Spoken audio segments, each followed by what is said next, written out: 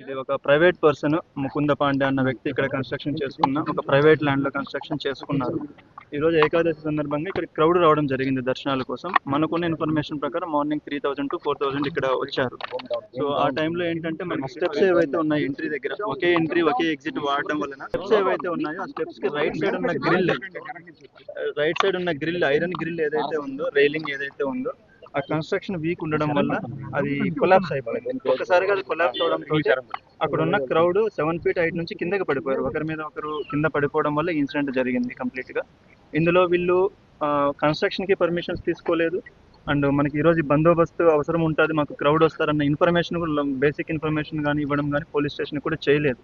But మనకి ఎప్పుడైతే information వచ్చిందో వెంటనే ఇక్కడికి రష్ చేశారు లోకల్ పోలీస్ ఇక్కడికి రష్ చేశారు. టోటల్గా మనకు 9 మంది చనిపోవడం జరిగింది.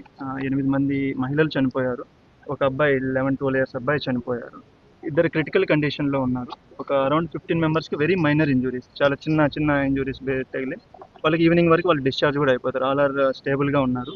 అందరినీ ఇప్పుడు మన మినిస్టర్ గారు, లోకల్ ఎమ్మెల్యే గారు, కలెక్టర్ గారు, నేను అందరం వెళ్ళి చూసి రావడం జరిగింది. So situation is totally under control ఉంది. దీనికి ఎవరైతే రెస్పాన్సిబుల్ ఉన్నారో వీళ్ళందరినీ కూడా మనం ఫిక్సప్ చేయడం జరుగుతుంది. కేసులు ఏమైనా నమోదు చేశారా? కేసెస్ రిజిస్టర్ చేస్తాం.